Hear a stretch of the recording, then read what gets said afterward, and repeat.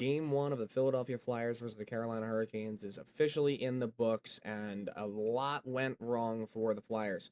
Today, we are going to talk about a couple of things. We're going to talk about what went right for the Flyers. We're going to talk about what went wrong. We're going to talk about the things that they can do to maybe jumpstart the team a little bit, try and turn some of the wrong into the right, and hopefully try and steal even a period of hockey from the Hurricanes at this point. As per usual, if you have been enjoying these videos so far, if you've been enjoying watching this channel overall, please make sure that you hit the subscribe button. An overwhelming amount of people that watch these videos are not subscribed, and it really does help the channel if you make sure to just subscribe and like the videos. It's free to you. It helps you stay up to date with the Flyers, helps you stay up to date with me. Without further ado, we're going to jump right into it. Ladies and gentlemen, Game 1 looked bad for the Flyers, and the Flyers did not look very good in response. The Flyers had a couple of things going into this series that they knew. They knew that Carolina was an incredibly fast team. They knew that they were a well-oiled machine and that they had to play at their peak level against all four lines and all three pairings of Carolina in order to even have a chance at stealing a game against them. And they most certainly did not do that in the start of Game 1. This Flyers team is...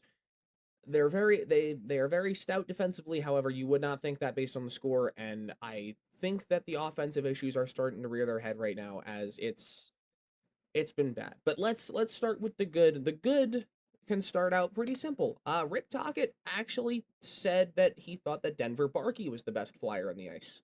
And while Barcia himself didn't have the greatest game of all time, he actually did start to show that he can kind of blossom in this kind of like backup center position where he switches over into playing center for his line, or center for a different line as the game progresses. If the situation so calls for it. And I think that he looked solid in the role. I don't know how I feel about him as a full-time center.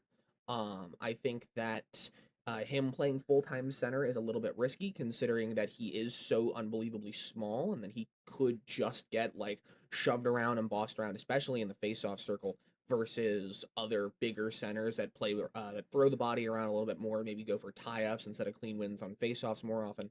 But overall, Barcia played a really nice game. I think that he looked nice. He definitely showed some of that upside that he's been showing all year and been showing as to why he's been in the lineup so much, especially after getting called up. The other Flyer that you should think of the most tonight was Sean Couturier. Couturier has been amazing all playoffs. He continued this streak. He wasn't like playing like it was Game 6 versus the Penguins again. I think he played better in Game 6 than he played in Game 1. However, Couturier still was one of the best Flyers on the ice, and that fourth line continues to have its bright spots and also have its dim spots. But that just about ends the good from the Flyers that game. We are going to move directly into the bad, and the bad starts right here with the stat card. A lot of negative. Now, if I have not explained it before, the further left on this graph you go, the worse a performance, the further right, the better. So, from a numbers perspective, the best Flyer of the night was Jamie Drysdale. However, you kind of have to take some of this with a grain of salt. All right, so the Flyers had an overarching issue tonight. That was the fact that they could not get out of their own zone to save their lives. And I think that issue starts at the top and just moves all the way down. All right, the defensemen this game had their work cut out for them because you're in the defensive zone 90% of the game. You ended the first period with 2 shots on goal. That's unacceptable for a professional level hockey team. I don't care if you're playing Carolina, the Avalanche, or the Vancouver Canucks. Sorry, Mark. 2 shots at the end of the first period is not acceptable at this point. All right, the Flyers need to figure out some kind of way to just get out of their zone and into the opposing zone to even muster a shot.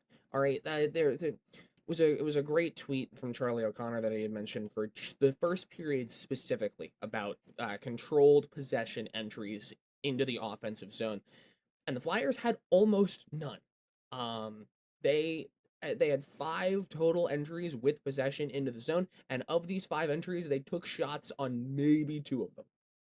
This included 0 shots on goal while on the power play, which is another huge issue. The Flyers' power play is absolutely god-awful. It looked bad against Pittsburgh, and I thought it was bad against Pittsburgh. I've been saying it for the last week now that I think that their power play is bad, but they came out against Carolina last night and they showed that it was actually way worse than I had even expected. Um, it's I'll tell you, it does not look good for them. All right, and the Flyers need to figure out getting the puck into the zone and especially getting pucks on net during the power play. All right, Philly went on 4 or 5 power plays during game one and did not shoot at all. And if they did try to shoot, it was blocked or it got redirected away from the net. So I understand that Carolina plays an incredibly suffocating brand of hockey. All right, incredibly apparent the entire time, and I understand that the Flyers are on incredibly little rest, and that's entirely the NHL's fault for screwing the Flyers and giving them game one of a second round series 2 days after finishing up game six of a first round series. All right, that's the NHL's fault, but this Flyers team needs to understand that they are not going to be able to just sit back and play these games like they're playing Pittsburgh again. Carolina is a much, much, much better team than the Penguins. All right. If the Flyers continue to play like they think they're playing the Penguins, they're not going to win games, and it's going to be 3-4-0 every single game for the rest of the series. That being said, Sean Couturier at least showed some humility. He said that they rely on winning a lot of battles and that they were not ready for that. He also said in a different quote that the Flyers were straight up the worst team and that it made sense that they lost. So at least they're self-aware. That being said, what do we need to do better going forward? Well, the Flyers need to do a couple of things, and I think at the heart of it, it starts. We need to move from back to front in terms of positioning. Noah Juulsen cannot be in the lineup anymore. That turnover in the first or second period that led to the third goal, absolutely atrocious. That man should not be in the lineup anymore. Do we remember when when the people were saying that the Flyers need to waive him, and now he's getting significant ice time in a playoff series? Yeah, Noah Juulsen needs to be out of the lineup. I don't know if it's for Emil Andre. I don't know if this is where you pull the trigger on putting Oliver Bonk or David Jiricek in and play around with that experiment. But what I will say is that a third pairing defenseman and potentially putting a rookie third pairing defenseman in to try and get some ice time in the playoffs and just get some overall experience is a lot less significant of a move than people are going to think it is. You may say, well, Bonk and Jiricek are still incredibly raw. They're probably not going to do all that much. Cool. At least let them try. They're doing better than Juulsen's done. Juulsen's in the lineup because he had two assists in a blowout game against the Penguins. We're picking at straws here, guys. There's not really much we can do. The second thing, the Rick Tocchett dump and chase needs to stop.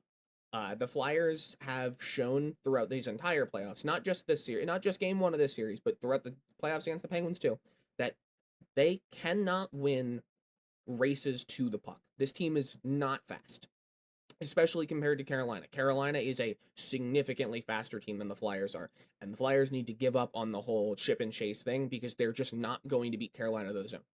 A dozen or so times in game one, the Flyers would just chip the puck in deep and just race after it and then get beat by Carolina, and what do you know? It's a turnover in the offensive zone. Carolina goes right back the other way, gets a shot on net. Because they're doing two things by doing this. A, they're not getting the puck at all, and they're tiring themselves out more. And B, Carolina is just farming odd man rushes. It's hard to say that I'm not right when I say that. They are just feeding them odd man rushes because Carolina gets the puck in their own zone, and then suddenly you have 3 Flyers that are down in the offensive zone. They get one pass past them, and then suddenly it's a 3-on-2 the other way. If you're giving up 3-on-2s repeatedly because you think that the only way that you can get into the zone is by chipping it and chasing it, you're not going to win the hockey game. All right. So those are the two big things. Number one, I think there needs to be changes on defense, if not to just getting Noah Juulsen out of lineup, then maybe switch the pairings around a little bit because the defense looked incredibly rocky. Also, I think Owen Tippett, another thing I meant to mention, Owen Tippett absolutely needs to be back in the lineup. His skill set's going to be incredibly valuable against this Carolina team. I don't think that it's going to change the game so much that the Flyers are going to win every game in the series after he comes back, but it'll at least make them look a little bit more competitive considering he is the guy with the most speed on this team and the best skill set to go up against this Carolina team. And then they just need to figure out getting possession in the offensive zone and figure out a way to deal with Carolina's pressure. Carolina plays an incredibly suffocating brand of hockey. I'm going to flash this tweet back up on the screen. But just the Flyers need to figure out some way to deal with this suffocation, whether it be to try and just play with fire and move as fast as you can and never give them time to fully try and suffocate you, or if there's something else that they want to brainstorm and try and throw out there as a strategy, that's up to them. In the meantime, though, if there was anything that you disagreed with me or on this video, I will always appreciate people leaving comments down below. If there's anything you think that I missed, anything that I should have touched on more, if there's anything that you think that the Flyers need to do, please make sure that you let me know. I'll try to hang around, look at some comments after this video goes up. But anyways, once again, please make sure that if you're not currently subscribed to the channel, and I will see all of you around. Have a good day, and go Flyers.